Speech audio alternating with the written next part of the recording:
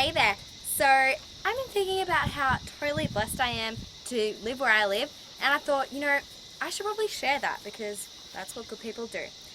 Plus, I have a mountain in my backyard, as you may have noticed, and the book I'm about to review also features a mountain, so it matchy-matched.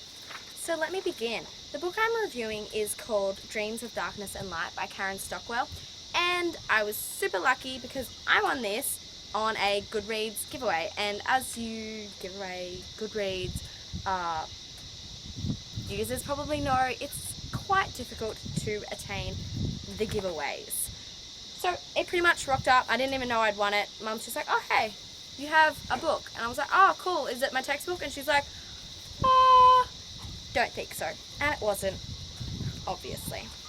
And pretty much what this book is about is, I'm just going to read the back to you because I can never seem to explain this book good enough to people. Like, I've tried like a billion times and people are like, oh that's nice. So I'm just going to read it to you and hopefully you'll get a feel of what it's about, and then I'll kind of tell you about my journey of reading this book, yeah?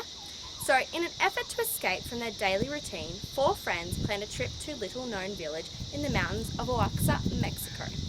According to an old travel book discovered in a trunk, the town of Teotihuacan, don't know if I'm pronouncing that right, is known for its natural beauty and its art. But because of a booking snafu, Michelle Hardkey finds herself travelling to Mexico alone with her friends Maggie, Angel, and Max. Following a couple of days later, at first she explores the normal tourist haunts around the colonial city of Oaxaca, including the ancient ruins of Mont Alban. Later, after a winding ride through the mountains, she arrives in the town of Teotihuacan. It has beauty and artists as predicted, but the sense that there are hidden mysteries that no one will reveal. Only a fateful hike does she fully understand what the draw of the mountain really means. While her friends wait for a safe return, Michelle begins a vision quest, a dream journey that takes her to the darkest realms of our history and prepares her to shed her old self. As she returns home, her transformation becomes more apparent to her co-workers and friends. She has been given a great gift, an ability to undermine the darkness in the world with the light of her powerful imagination. And then it says, Dreams of Darkness and Light is an inspiring visionary novel about one woman's odyssey towards personal and spiritual transformation. And can you see that cover? I saw this, I was showing my dad this, and he's like, what is that red stain? And then you actually find out, yeah, I know, it's a miracle. And so you open it up, just because that's how I do it. And it says, to Gemma, enjoy the journey, dream on, Karen Stockwell, because I got a signed copy. Okay, so you've heard the back of the story and you're like, cool, that sounds okay, so maybe I would read this, but please, oh my god, I cannot even express to you how deep this book is. Like, I didn't even know I was this deep. I was kind of like, yeah, I'm a person, I have feelings. And then I read this and I'm like, whoa, I'm this intense being. I don't even have enough words to describe this book to you, okay? It's just, it kind of has a religious undertone, but it's not preachy in any way. And Michelle, she kind of has a faith, and she's not one of those characters that's kind of like full on. It's just, all the characters are just so lovable.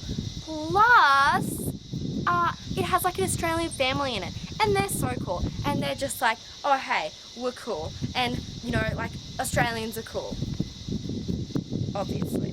And I realise I'm probably doing a pathetic job at reviewing this book, but I gave it 10 out of 10, and I can just, like, I can't express it. It moved me.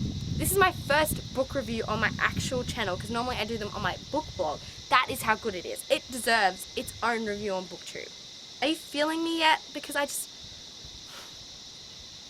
please look Karen up, buy this book, and then join me in our rave and our intense adoration of the masterpiece of literature that she has contributed to our society. Yes. So I was lucky enough to be able to contact Karen and be like, hey, can I ask you a few questions? And she was like, sure. And I had 10 questions all up. I'm probably going to share one of them with you, and it's my favorite question because it involves Australians. You didn't believe it, did you? The question was, obviously I love the Australian characters. What made you include them in your novel? To which she said, like Michelle, I also planned on travelling some distance with a group of friends and found myself going it alone. It was Australia and I spent 5 weeks there, some with people I barely knew, but much of it on my own. It was frightening at first, but it became an empowering experience in which I did all the things I'll always remember, like visiting Uluru and seeing the Great Barrier Reef.